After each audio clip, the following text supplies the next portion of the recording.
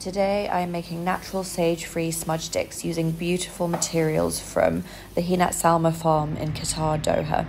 Just look at those cute sheepies. So one of my most popular videos I have ever made is my smudge stick making videos, and I usually use white sage from the Middle East. I am from the Middle East, and it's not seen as a material that is sacred, whereby it's offensive to use, essentially. However, so many comments were that people wanted to make sage-free smudge sticks. Therefore, this is what I decided to make.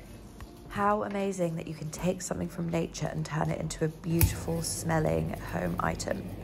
So here I spent ages cutting eucalyptus leaves, and you can use the twigs, but I decided just to use the leaves, and it took so freaking long that I had a break outside in the garden, and I saw my stray cat, and look how cute she looks. She is so hot from the heat. I also saw this cute nest. I just discovered it. It's in my tree. I love it so much. Look how cute. Anyway, so I had a lunch break as well because the leaves took way longer than you can imagine, and I just wanted to eat so that I can spend the rest of the day making these smudge sticks. So yes, I used individual leaves, and the negatives to that is that it's very fiddly and it takes a long time, and also when the leaves dry, because these are half dried, they basically shrink a bit, so you have to make sure you tie the string extra tight. But I chose this technique because I love the aesthetic, and I love the fact that I didn't use the branches with it because it just makes it look so neat and uniformed and pretty. However, if you want to do it just easier and a bit of a messier look, then you can just use the twigs and the leaves and kind of squish them all and do it that way. I am actually using 3 different leaves from the farm. So once I finished with the eucalyptus, I went and got the other leaves. These leaves are called neem leaves.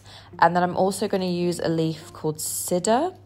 And cedar, the English name is lote leaves.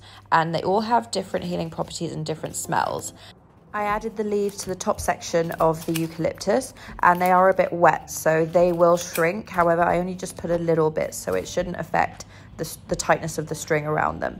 I then decided to print some labels so that people have a bit of info of what is on their smudge sticks. I used glue for the test piece, but I ended up finding double-sided sticky tape, which was way better for this technique.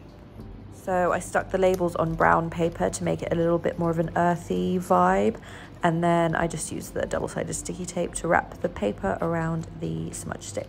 And this is the final result, and I think it looks so pretty. Later on, I ended up making some bigger ones, but for now I was running late for the event where I'm going to be selling these, so I am going to make the rest at the event. The event is being held at the farm that I sourced the materials from, and I'm basically going to be making them for customers to be able to see how they're made, and they can buy them also. So this is my setup, and it's so beautiful. And here I am just starting making more of these, and I cut the labels, and it was just really peaceful and fun, and it was such good vibes at this event. I just started bulk cutting all of the labels here.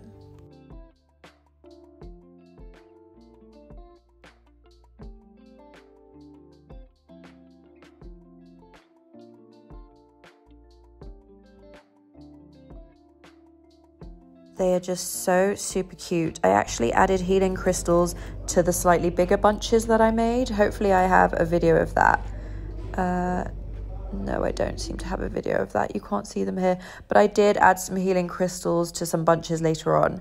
And look how pretty the event is. This is loom work, and they were showing examples of how to make a weaving loom. And here is my table once again. I get the feeling I didn't get a video of the final setup, unfortunately. But anyway, here is a nice almond latte I had.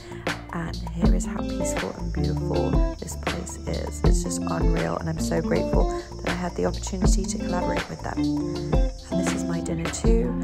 And these are the cute farm animals from earlier, and that's it for today, guys.